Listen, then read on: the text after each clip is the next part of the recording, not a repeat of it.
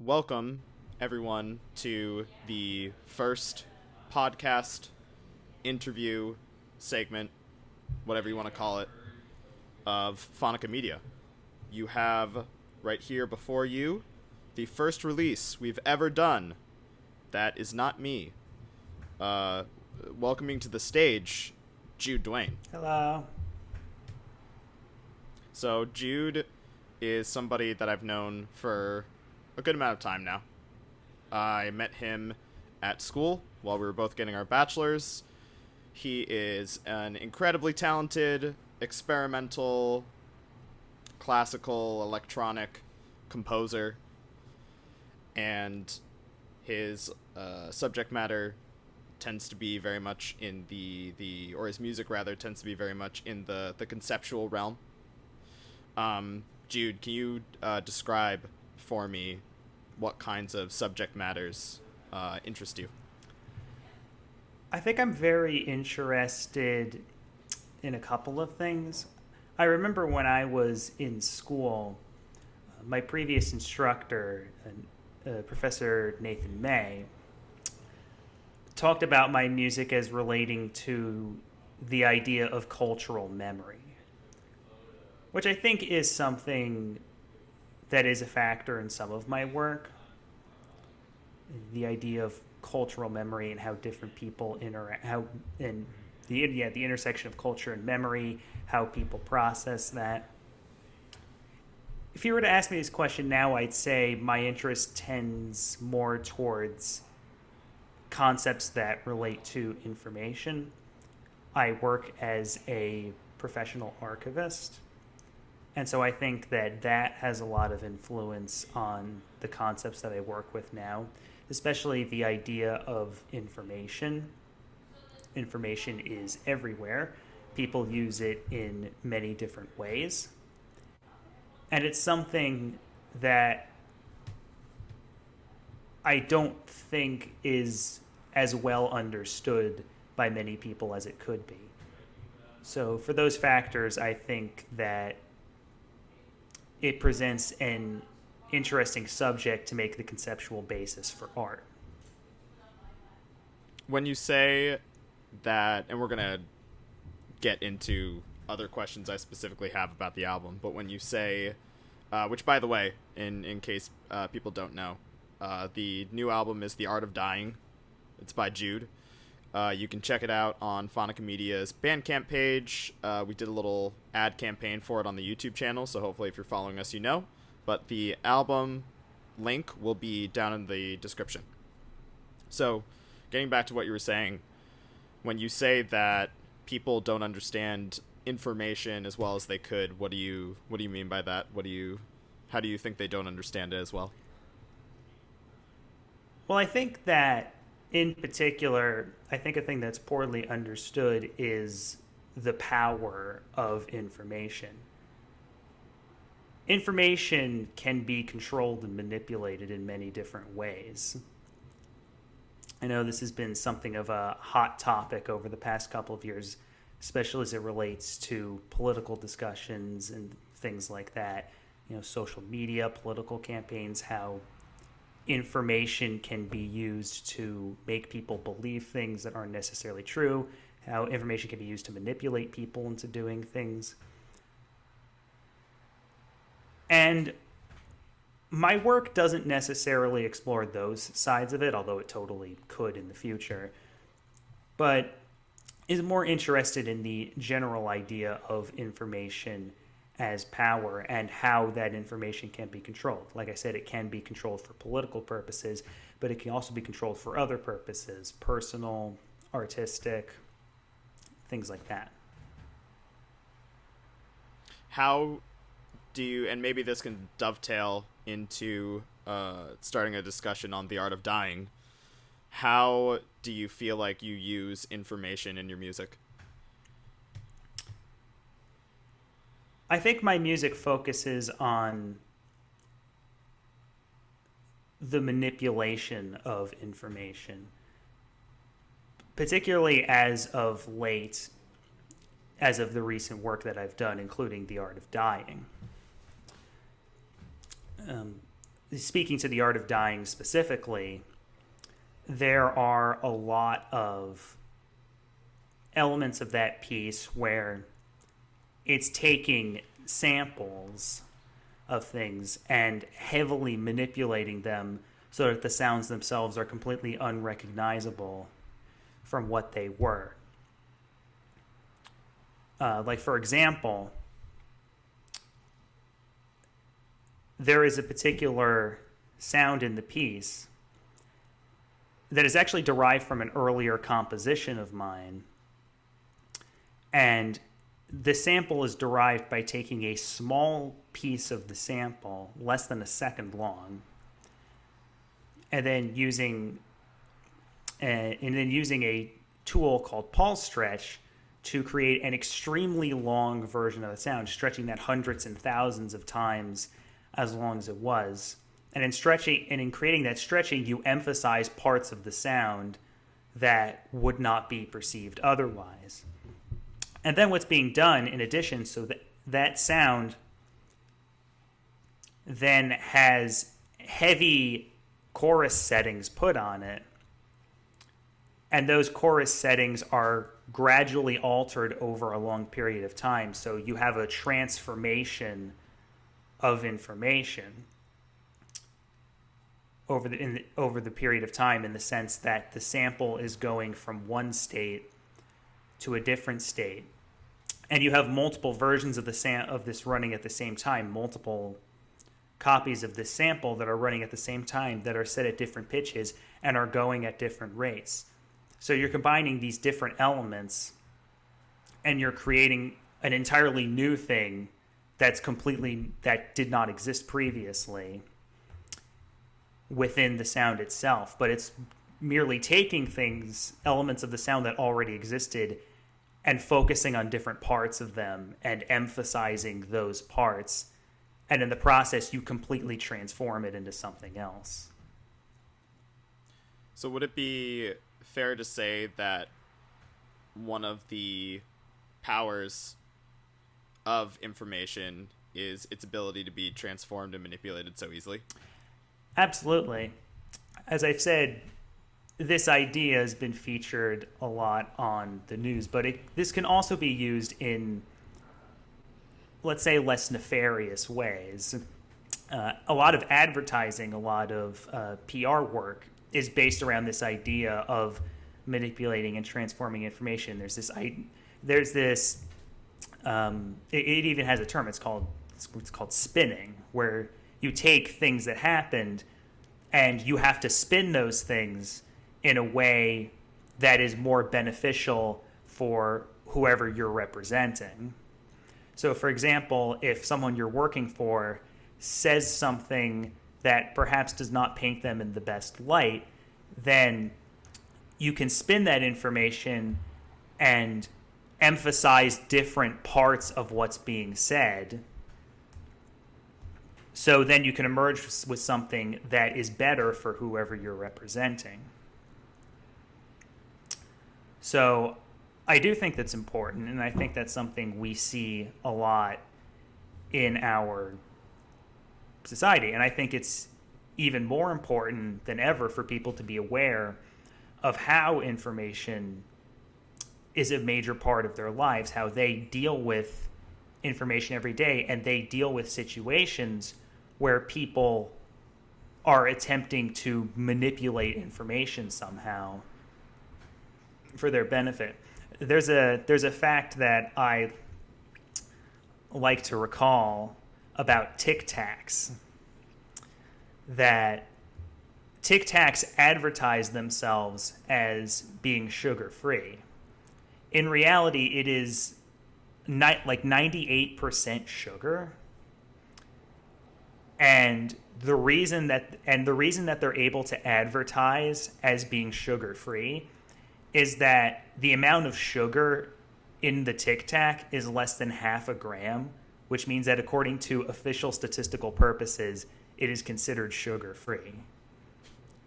So there's a pretty cut and dry case of certain parameters, the FDA saying that food that has below a certain amount of sugar can be advertised as sugar-free.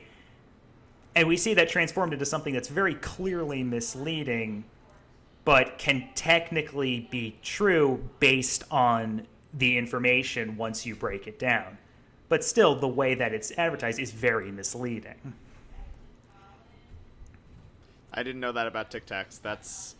It's funny because they're like, I guess they're just like so small then that they can get away with saying they're sugar free. Yeah, that's it. It's so small that even though it's 98% sugar, the weight of the sugar is less than half a gram. So according to the FDA, it's sugar free. Even though that was made for, like bottles of ketchup that are obviously much bigger, and that 0.5 means a lot more for that than it does for the infinitesimally small Tic Tac.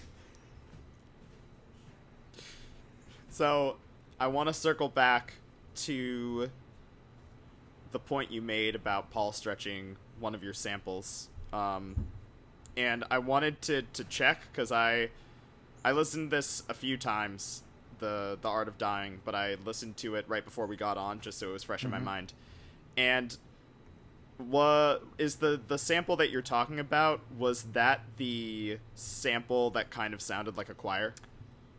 Or is that a different thing? That was not the specific sample that I was discussing, although that sample is also Paul stretched, and it is being transformed, just not in exactly the way that I'm describing. That transformation deals specifically with panning.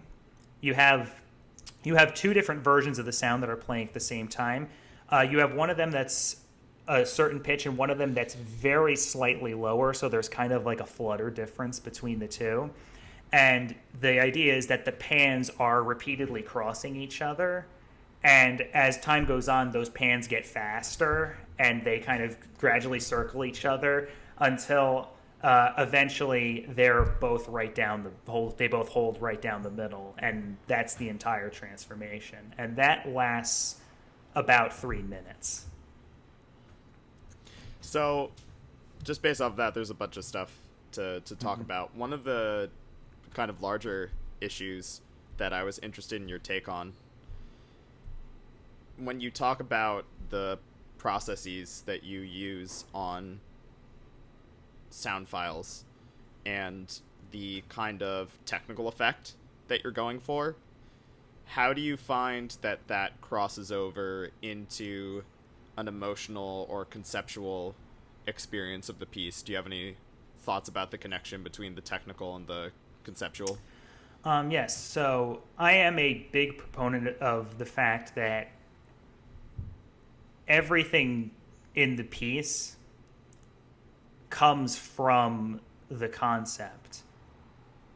There is perhaps like not a direct thing. Like, for example, like the difference between a flanger in one section and a chorus in another isn't necessarily itself a 100% like conceptual thing. But in terms of like the general concept of what is happening and how those things are happening, all relate back to the concept. Now, this is something that anyone listening to this podcast, they can go on Bandcamp and they can read a bit more about the inspiration behind the piece. But to put it generally, the concept of this piece is to emulate the sort of headspace that one enters when they are doing very repetitive work. The work I do as an archivist is very repetitive in a lot of ways, especially as it relates to processing. And when I do that work, I enter into a kind of headspace where I stop perceiving the passing of time and everything just becomes the work. And you enter in that headspace long enough that the next moment you think about how much time has passed, 2 hours have gone by. And the way that relates to the piece is that the transformations that the sounds undergo and the changing of the sounds themselves are representative of the gradual separation of the mental from the physical that's happening in the process of this work. The piece begins and ends with source audio of me at my job site doing my work. And in the process, we see these sounds that are greatly transformed, that are not recognizable to their sources, and those gradually being changed and being moved even further away from what they originally were. And those things very much draw back to the concept of the separation between the mental and the physical that is happening in the work that I do. Yeah, and if anybody's curious, that kind of description you can also find in the on the Bandcamp page where you can purchase the work, as well as a description of the inspiration behind the piece and the meaning of the name. Can you talk a little bit about the name, The Art of Dying? Yes. So there is a Bruce Lee quote where he says that to free your ambitious mind, you must learn the art of dying. And this is a quote I've known about for a long time. When I was in college, when I was going to school with Kylan, I studied the Jennifer Walsh composition, The Church of Frequency and Protein. And she uses this quote in the piece. And her piece is about it's based on the documentary The King of Kong, which is about these competitive video game players that are trying to beat the world record high score of the Donkey Kong arcade game. And I determined that at its core, the piece is about the separation between the mental and the physical that happens when the players of this game are totally focused and invested in what they're doing. Their minds are separating from their bodies, and they are becoming one with the machine as they are trying to get this score. And so, I studied that piece in 2019, and I wrote an independent study paper as well about the piece as part of this.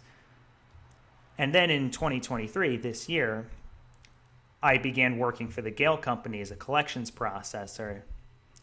And the nature of the work and this kind of separation that I experienced made me recall these concepts. It made me recall the Jennifer Walsh piece. It made me recall the quote by Bruce Lee.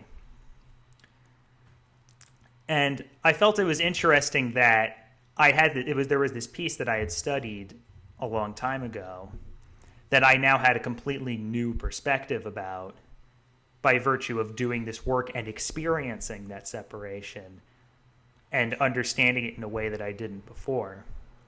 And that was a great inspiration for the concepts expressed in this piece. That's great. I wanted to ask you a little bit about the technical side of the piece, specific things that you did, and hopefully we can, continue to talk about this relationship between the sounds and the concept. What program specifically did you use to make the majority of the sounds in the piece? I would say 95% of the work was done in Reaper. That's the short answer. I'll elaborate a bit more. So Reaper has a lot of sounds, effects, a lot of plugins, ways of manipulating sound.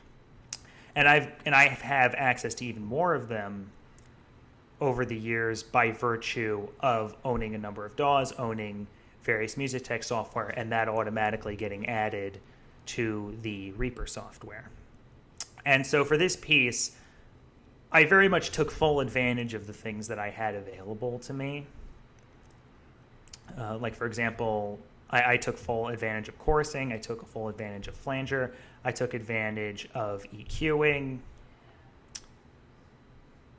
And I really wanted to use those in a way that I hadn't before, especially since I now had access to so many different ways of evolving the sound.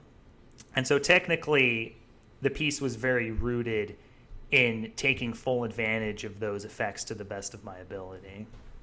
And you can see how that's done through not only the bass manipulation of the sounds itself, but how that relates to the structure of the piece itself. Yeah, that makes a lot of sense. Can you talk a little bit about the general philosophy you had on affecting your sounds with processes? How did you use automation? How are you thinking? I know one of the things that you talked a little bit about and you told me was that you wanted to have these like very long form processes that would take minutes at a time. Mm-hmm. So the way that affects the structure is my general overview is each thing takes about 20 seconds. So each time a thing happens, that each thing is about 20 seconds. Like, for example, let's say there's that section starting about like 21 minutes in where you have these drill-esque sounds. So there are three layers of this sound. So you have a fade-in of the sound that's about 20 seconds long. You have another fade-in of the sound that's another 20 seconds. And you have a fade-in that's an additional 20 seconds. And then you have the effects that are changing at a certain rate, and each rate change is about 20 seconds. And the specific length varies slightly between each of them. So you have one that goes 20 seconds, you have one that goes 30 seconds, you have one that goes 40 seconds. And each rate change, that changes the way that the sound changes. So the things aren't just happening in parallel. It's more this thing's going down at this rate, and then the thing's going down at this rate, and then you have another that's going down at this rate. So you'll have a situation where these different sounds will cross each other and work off of each other in differently than they would if they were all just going down at the same rate. So that ties the piece to the idea of the gradual change in manipulation of the sound information itself, while also taking advantage of the tech and the effects that are in use in that particular section. I'm also curious about how you decided on the specific kinds of sounds that made up the textures. Like you said, you had kind of a drill-like sound. I would describe the piece very much as being in the kind of like wall of noise camp of sound collage. Yeah, talk a little bit about that. I do think the term wall of noise is appropriate at the very least for certain sections of the piece, just in terms of like the layering and how that's done. In terms of the actual sounds themselves, there was an idea. The idea is the gradual further separation of the sounds from their sources. So the further you get into the piece, the more the sounds themselves are getting separated from the nature of their source sounds. And that relates to the concept of it in the sense that the further the piece goes on, the more separated you are from the more separated the mental is from the physical. And then you get to that section right at the end where there's the field recording of me in a forest, and then you have the part of it, the piece with the organ and the guitar sounds, and that's meant to imply the complete mental and physical separation, the point of furthest removal from the location, the complete physical and mental separation. And then right after that, the ending is returning to the sounds of me doing my work, which implies that the state is ended, and I have become reconnected with the physicality of where I am. That's awesome. I'm also just generally curious. This is something that occurred to me because I think my assumption when I first listened to it was that everything was based off of the first sample. And it sounds like that's not true. So I was curious, how many samples did you use, and how did you decide what samples to use? So I would estimate that putting the ending aside and just focusing on the samples in the central, as you would say, the wall of sound section of the piece, I would say that there are approximately 5 different samples that are used, and each section is based on a different sample. So basically each time that there's a major change that isn't necessarily effect based, that is a new sample.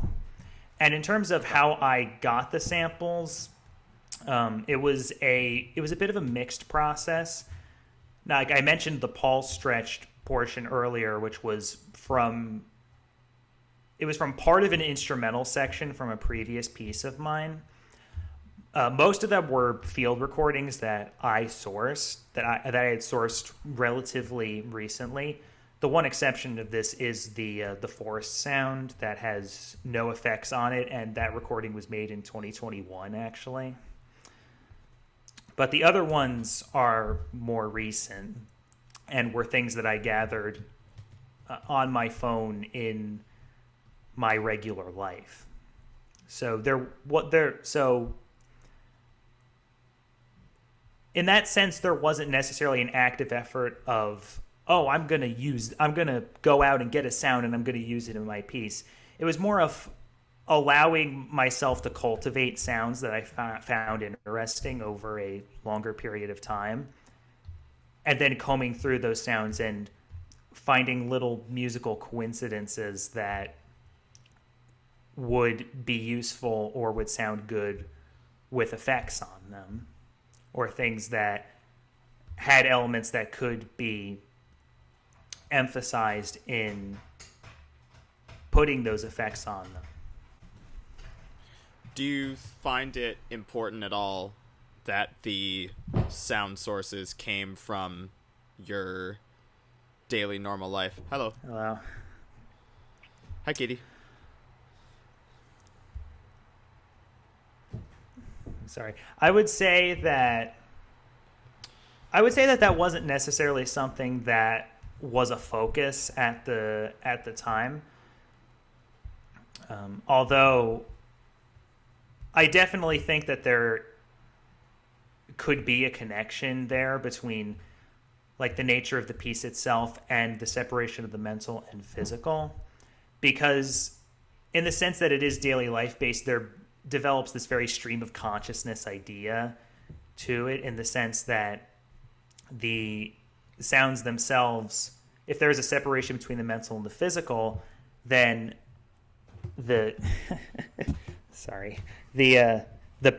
past exists as a purely mental construct, and the physical is the present that is being so greatly de-emphasized as to the point where it is not particularly relevant to the wall of sound section. I see. in that the present is only in the piece at the beginning and at the end. Yeah, that's something I think I started to appreciate and understand more after really thoroughly reading your description of the piece. We could call it like a program note. I think that's fine. Um, I'm laughing because I had a teacher once who like specifically told me that he like hated program notes. He thought they were really dumb. But yours was really helpful. When I after reading that and then like listening to the piece again, I made like a very significant connection of almost like I guess profundity of the beginning being, you know, the same kind of sample that comes in at the end and what that means for the things in between. So if you don't mind, I think people have a lot of information now about the art of dying, and I'm curious, well, you know, I know a lot of these things because I'm your friend, but I want people to know a little bit more about you as an artist in general. So let me just ask you some more generalized questions, not relating specifically to the album. You could tie it back if you want. So, in general, what kinds of things inspire your art? And as kind of a follow-up question, what specific artists have you found yourself interested in recently? So in terms of what inspires my art, that's a difficult question to answer just because I think it changes over time. Different things are going to inspire you at different times. When I was younger, I was mostly just interested in learning things in the sense of, you know, learning about composers, learning about different styles, and you do a lot of I did a lot of experimentation in that regard to figure out elements that appealed to me, elements that weren't necessarily things I wanted to emphasize. And in the process of that, you do end up learning things about yourself that become very relevant at a later date. And I think I learned a lot as a result of that experimentation. In terms of what inspires me now, I think I'm very interested in emotional states.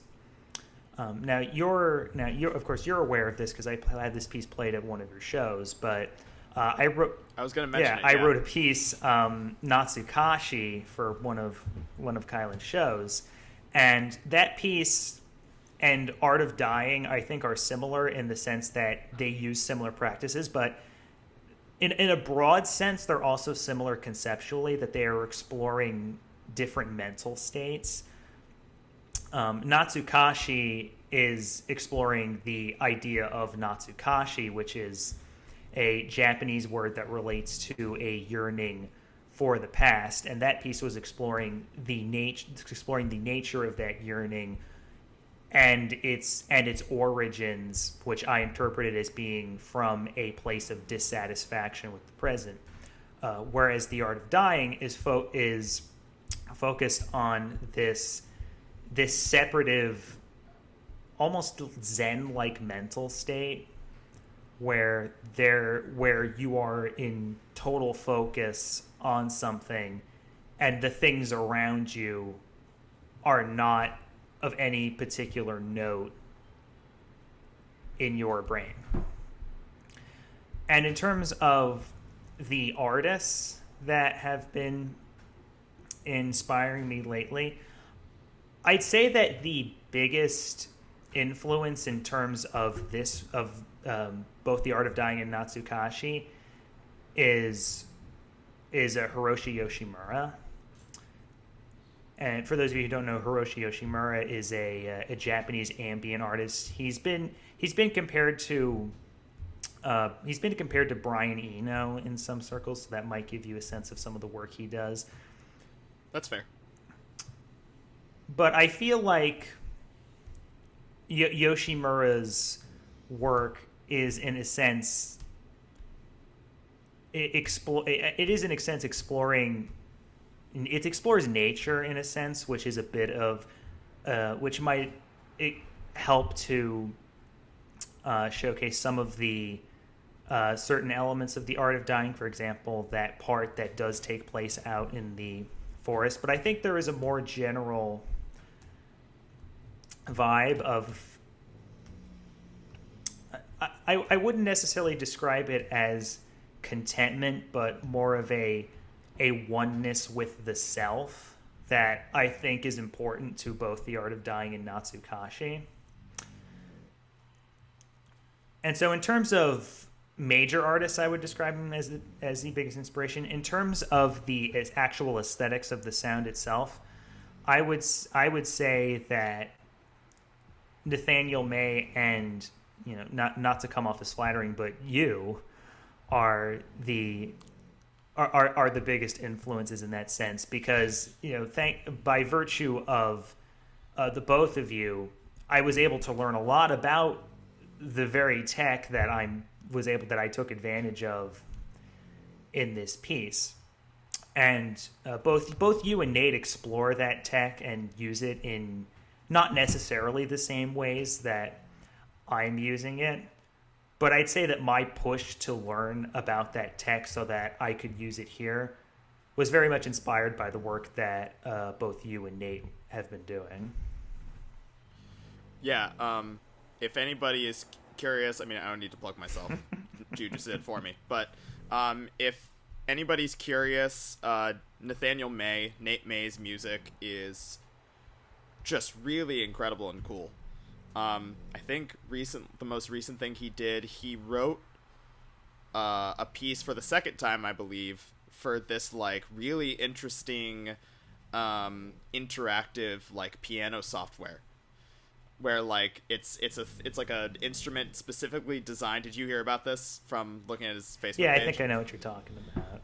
Yeah, so like, you know, the pianist will play like on a MIDI piano, and it's hooked up to this entire like program that you can essentially set to do kind of almost like I want to say maybe AI-ish kind of like automation to the sound. But he did some really cool stuff with it. Basically like writing something for a pianist but making it sound decidedly not like a piano, which I think we can both agree that we're into. Yes. Making things not sound the way that they're supposed to sound. Another just general question I had is the two pieces that I've heard from you recently, Natsukashi and The Art of Dying, are over the 30-minute mark. I think Natsukashi is, right? Yeah, it's like 32 minutes, I think. Yeah, I remember sitting there for quite some time. Not that that's a bad thing, it was great. But I wanted to know, is length important for you? Did those pieces happen to end up at those, you know, timestamps, or is it meaningful to you that they are over 30 minutes, that they're very long and stretched out forms? I wouldn't say there's necessarily a conceptual explanation for that length, although there is a bit of a personal desire about it, I would say. I mean, these are both, I would describe them as album length things, and I am very interested in the album as a concept, as a complete whole, as opposed to, say, like a set of songs. So I think that I would say that guides a lot of those things. Although I will say I wasn't necessarily gunning for a specific length on either composition. In both cases, I reached a point where it made sense to me to end the piece where it was. Yeah. I didn't want to stretch it much longer than it needed to be, or else I felt like the compositions would wear out their welcome. So you can it's like improvising in a sense. You reach a point where it makes sense to stop it, and then you stop it. Yes, yes. I'm very familiar with that feeling. Another thing that I'm familiar with is the not desire, but the phenomenon of creating incredibly long pieces of music. I think that I guess it's because we sort of like started the compositional journey that we're on at roughly the same time, maybe within like half a year or a year of each other. And I've noticed that we tend to be on like a similar wavelength at any given time about what we're doing. And I've just noticed, as we're talking now, that we both have been doing these like really gargantuan size, like almost hour-long pieces. Like I just did the second Mangle Phonica album. I did Manglesplaining, which is like an hour long. I think it's more than that. I think it's like over an hour. You've been doing these like you just released a 45-minute piece on Phonica Media. Where do you think that comes from? Do you think that's just like the place we are in our lives? Do you think it's like an experience thing? Where do you think that comes from? By that you mean just the fact that we're both on similar wavelengths in terms of like the type of things that we're doing? That, and also like why are we making such long shit? What's that about? That's one way to ask it, I guess. There is probably a cultural anthropologist out there who could make an argument that there is a cultural thing happening that is causing us to do this.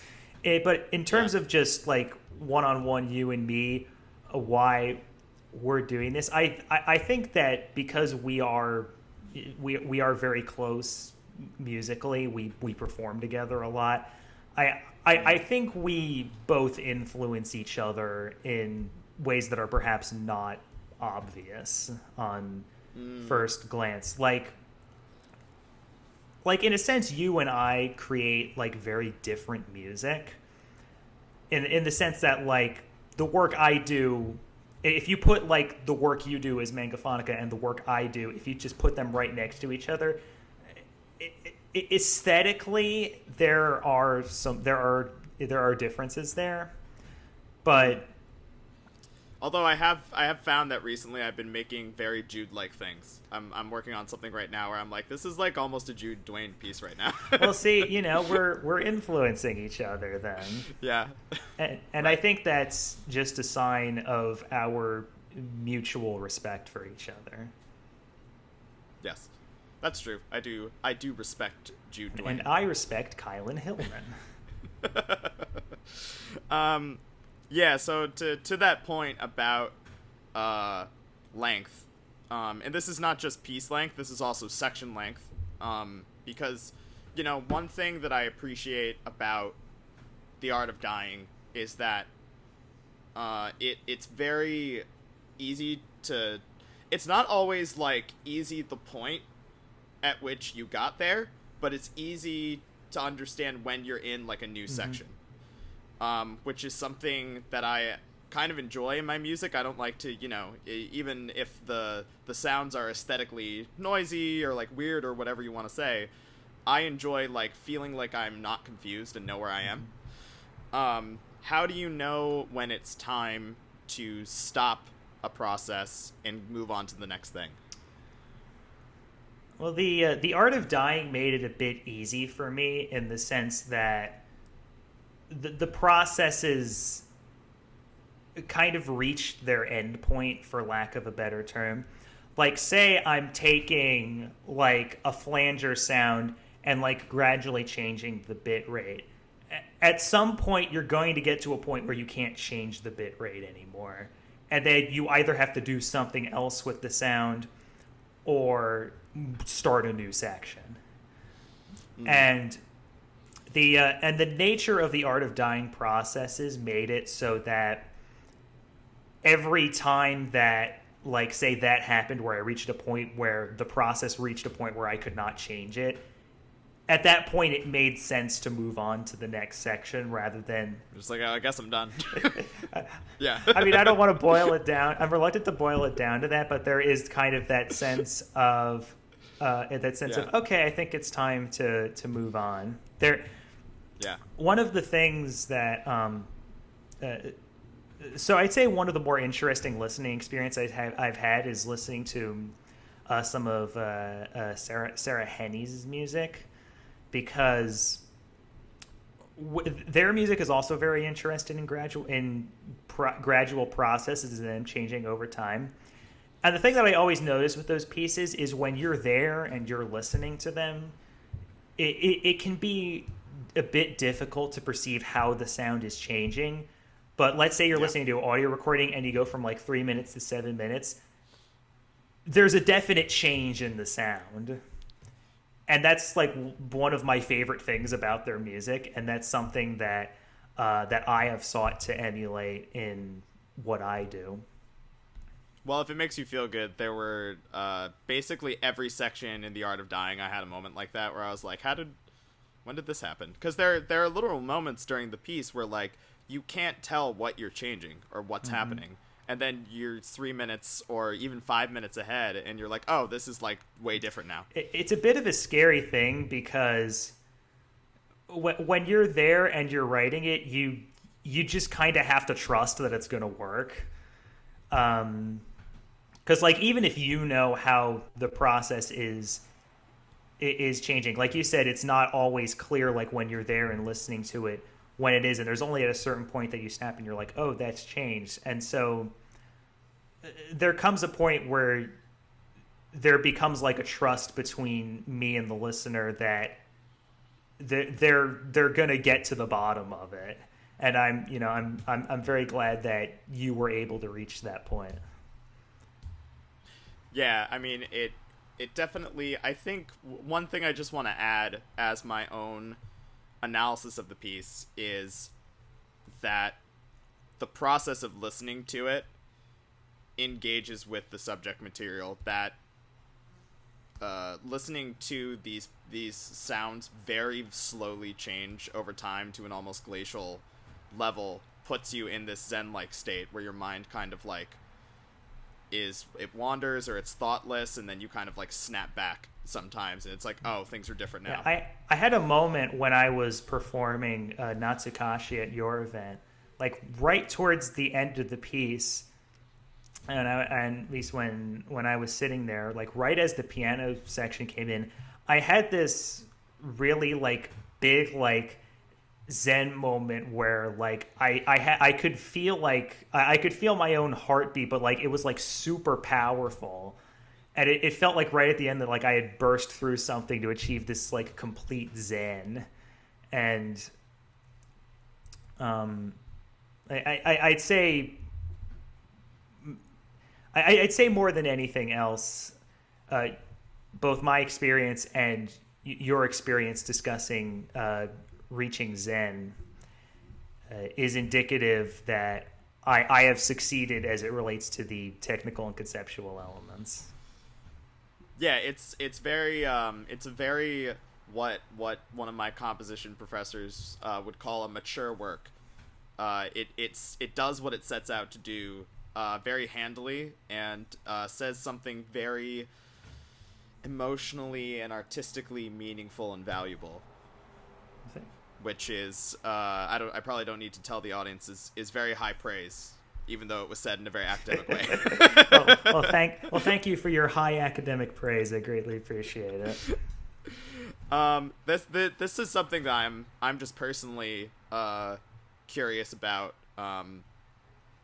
in the sense of like, because I see Jude perform whenever he does, because he performs a lot with Phonica Media, and can you quickly describe how you perform, because it's like quite literally the most punk thing, and I just think like saying that the audience is gonna know what I mean in a minute, but it's really funny that you specifically do this. I take the piece, I put it in Audacity, and I press play. It's awesome. and you just like sit there with sunglasses on. It's great. Yeah, I don't need to do anything else. It's all done. Yeah, it's all there. I am obviously a big fan of MIDI controllers and changing things and turning buttons, not turning buttons, turning dials and pressing buttons. Do you have any interest in that? Are you interested in kind of like live modulation and automation, even if it's just in like the studio process? Are you interested in doing things live, so to speak? I would say that there is definitely an interest there. I think that when we've done improv sets, I have worked with things that were live. I've done stuff with Ableton. Like I remember the set in November that, for lack of a better term, I'm going to call the Halloween show. We did an improv set, and I was controlling sounds, and I did that live through Ableton. Right. And the reason I don't do that as often, like in my own work, is because when I first started performing, I felt that it was important to have the music itself transmitted through the path of least resistance. And that way I could focus on getting things exactly the way that I wanted them, and then transmitting that through the setup that I described previously. And I wouldn't say it's necessarily out of any fear or dislike of live setups or controllers or anything like that. It's just that when you're dealing with tech, the likes of, like, say, even like a just like a basic like soundboard, and anything can go wrong. And if it goes wrong, obviously it's going to affect the way that the set goes. And it always goes wrong. Well, see, you understand how it works then. You understand it. So,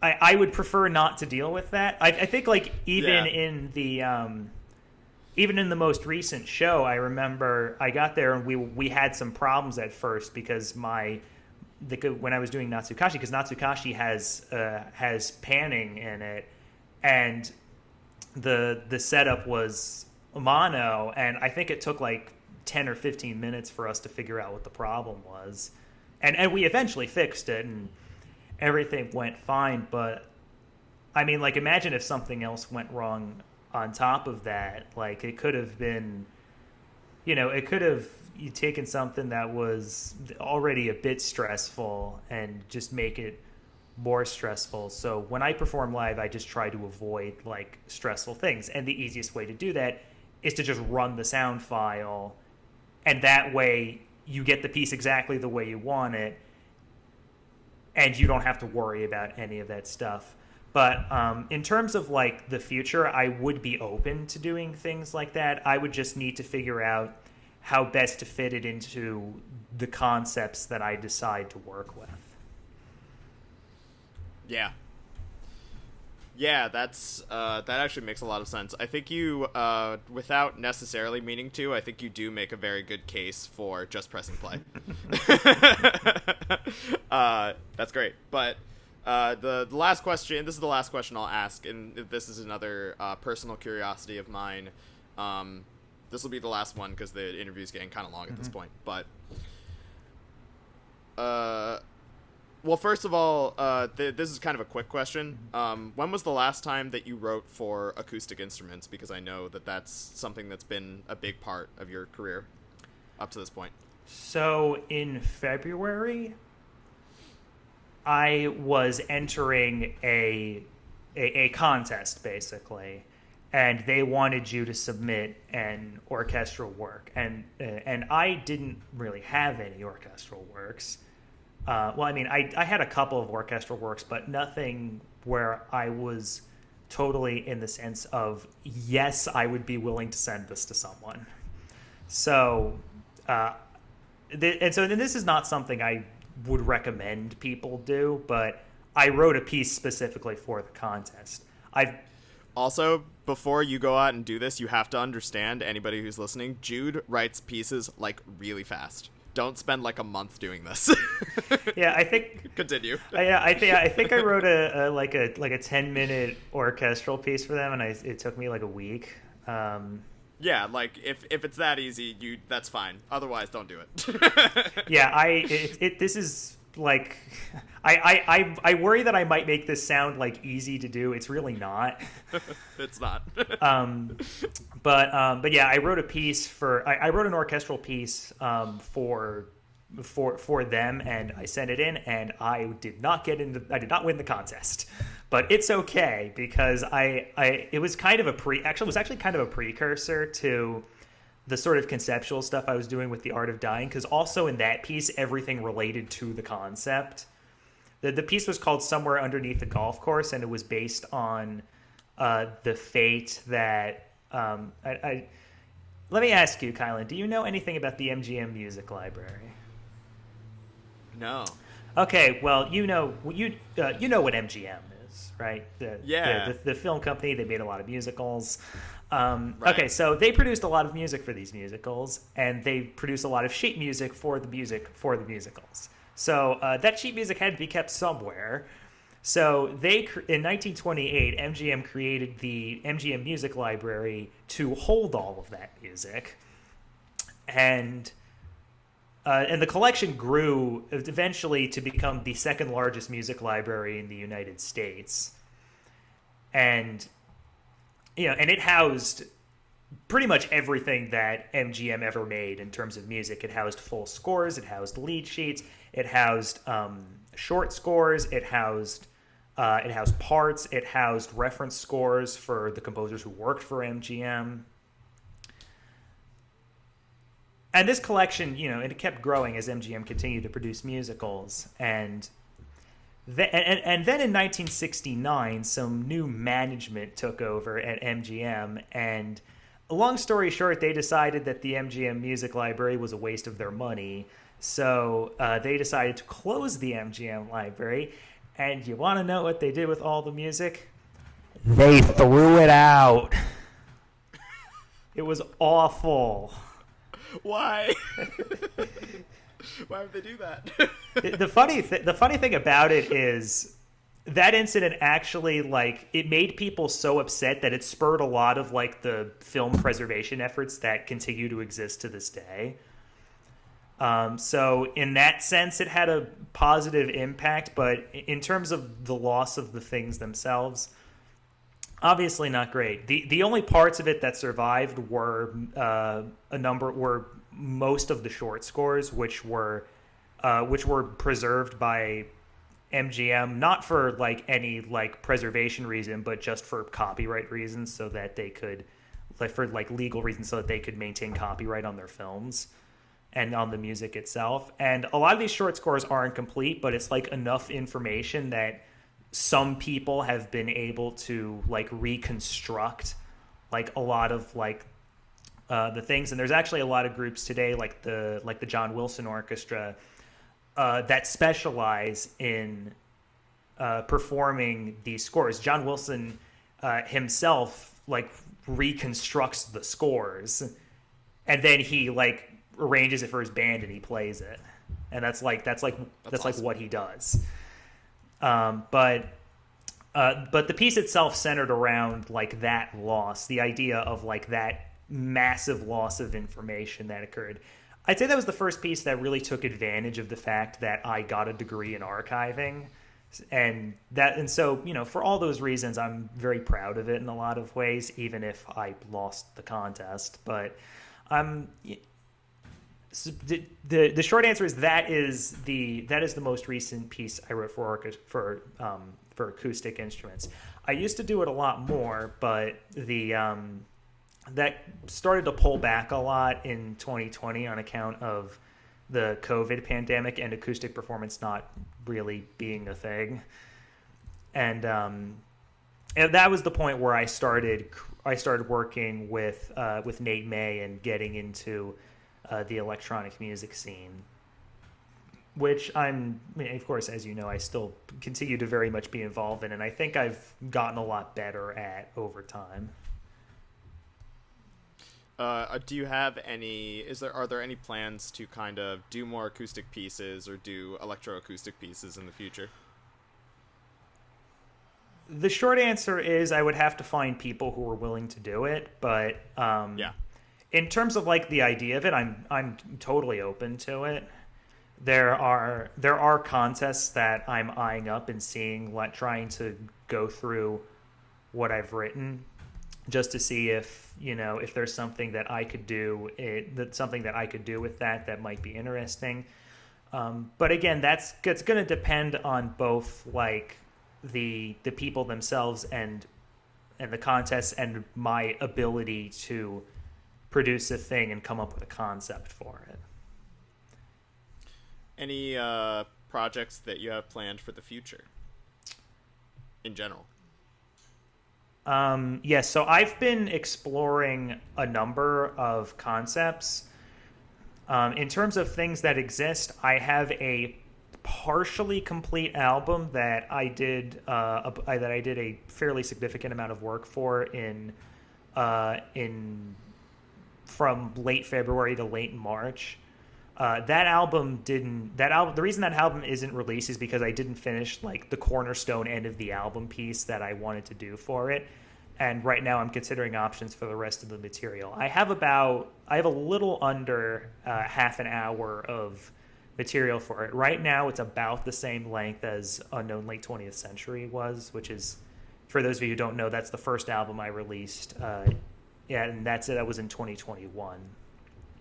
Yeah, I'll make sure I link that in the description because that was really good too. Thank you. But the way I see it is I want to have like a capper for the album, and so until I have that, I don't feel comfortable releasing the material. But I'm exploring a number of ideas for major pieces that could sort of end that album and would relate to both the ideas and the tech that I was exploring in the unreleased material. Because right now with the material itself, the way I describe it is that it's fairly similar to Unknown Late 20th Century in terms of its aesthetics. It was produced in the same DAW. Unknown Late 20th Century was produced in Mixcraft. The songs were also produced in Mixcraft. And so whatever I do, I would want it to be compatible with that material. But in terms of that, I will have an update when I have something that I'm satisfied works with the material. In terms of other projects, I'm currently juggling a number of ideas, but nothing that's firmly decided on in terms of things that I want to do. In terms of non-album projects, I do have two other things that I think I should mention. One of them is a completed work for choir, piano, and two mallet percussionists. It's called Autism Stories, and it's based on the early history of the study of autism spectrum disorder and my own experiences of being autistic. And it's meant to be a cumulative work in regards to exploring that. That work has been complete since since February. That was when the most recent version of the piece is completed, and I'm currently seeking out avenues to having that performed. I've been in discussions for some time with Dr. Heather Buchanan, the director of choral activities at me and Kylan's alma mater, Montclair State University. But nothing nothing's set in stone yet in terms of that. So I will hopefully have something to announce on that soon. And in addition to that, I'm also working on, for lack of a better term, I describe as a new music musical, which is Corin Lear, and that's based on the story of that's based on, of course, King Lear, the William Shakespeare play. And that piece is still fairly early in development, so I don't want to say too much about it. One of the things that my mom always said is every time you talk about like things that aren't done yet, you let a little air out of the balloon. So in the name of that, I'm going to not say too much about it, but when the piece is further along, I will hopefully be able to share some information about that. Awesome. Well, Jude, it's been a pleasure to have you, and it's been a pleasure to have you release some of your awesome music through our label. If you guys want to check out any of Jude Duane's other stuff, any of his other tracks, his other projects, everything that I can find and get from Jude will be down in the description. Go follow him on Instagram, go buy his stuff, purchase The Art of Dying, because it's worth it and you won't regret it, and you won't regret listening to it because it's great. I've been your host, Kylan Hillman, aka Mangle Phonica, aka that guy with the blue shirts. And this is a Phonica Media podcast, and we will now be signing off. Goodbye.